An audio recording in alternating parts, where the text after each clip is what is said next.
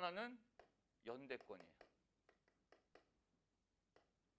그러면 요놈은 왜 생겨났느냐? 응? 이게 도대체 뭐고 왜 생겨났느냐를 알아야 될 거 아니에요. 선생님은 이렇게 공부하는 게 너무 재밌더라고. 자, 보세요. 산업혁명 초기 단계로 여러분 가정을 해보세요.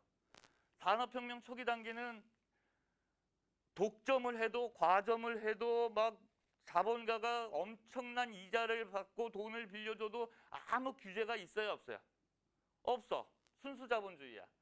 개인의 능력대로 그대로 놔두는 거야, 그냥. 그걸 자유방임 정책이라고 그러는데. 그러니까 자유권을 오랜만에 얻었으니까 그렇게 자유를 펼치는 건 좋은데, 그렇게 되다 보면은 가장 단점이 뭐예요? 빈부의 격차가 엄청나게 일어나죠. 그러면 이제 경제적 능력이 옛날의 권력에 대신합니다. 예. 자, 이름을 제대로 불러볼게요. 우리 서진이 대답 한번 해보세요.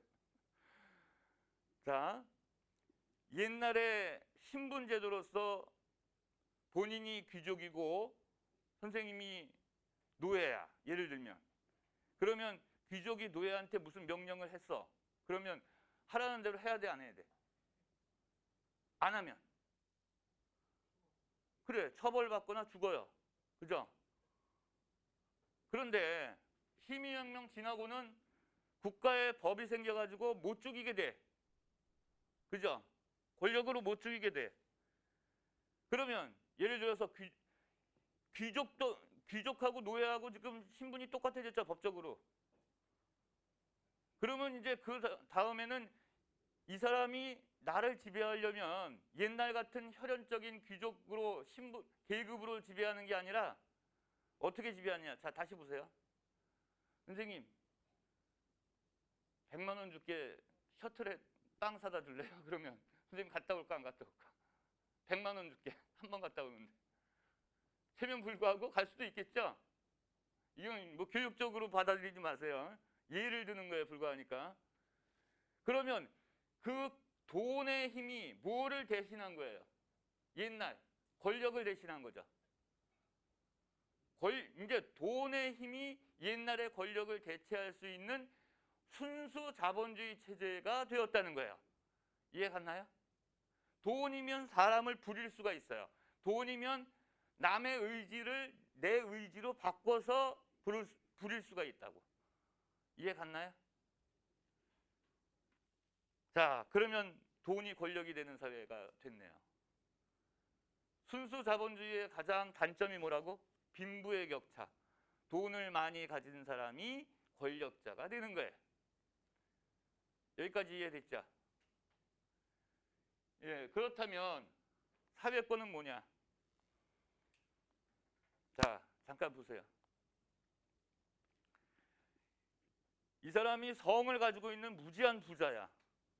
나머지는 서민층이야. 선생님은 노숙자야.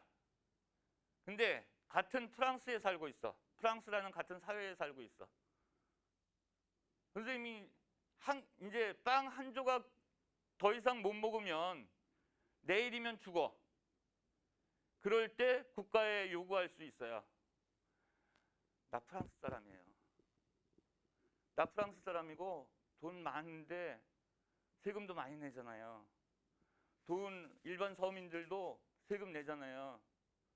나는 가난해서 소득이 없어서 세금을 못 내긴 해요. 근데 나 프랑스 사람이에요. 그냥 굶어 죽게 두실래요? 어떻게 하실래요? 빵 줘요. 내가 돈 안 줘도 빵 주죠. 그게 사회권이에요. 그 사회의 일원이기 때문에 요구할 수 있는 권리. 이해 가나요? 내가 대한민국 국민이기 때문에 대한민국이란 나라한테 요구할 수 있는 권리가 있어요. 내가 대한민국에 기여한 게 없더라도. 그게 무슨 권이라고요? 사회권. 여러분, 의무교육제도가 우리나라에 뭐까지 됐나요, 이제? 의무교육제도. 대한민국 사람이면 의무적으로 어디까지는 공부를 해야 돼요? 3년 전까지는 중학교까지였거든요. 지금은 고등학교까지예요. 특별한 사정이 있거나 자의에 의하지 아니하면 부모로서, 보호자로서 고등학교를 안 보내면 법에 걸려요. 의무교육이기 때문에. 그리고 의무교육은 무상이에요. 급식비를 제외하고는. 이해가나요? 선생님의 봉급은 국가에서 주더라도 학생한테 받는 학원 같은 수강료는 없어요. 학교는. 의무교육이니까. 그러면 예를 들어서 내가 14살이에요. 그러면 중학교 갈 나이잖아.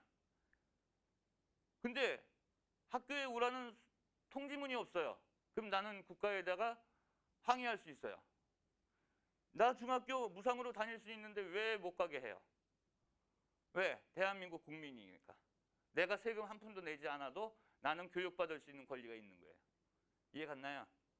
대한민국 사회의 구성원이니까.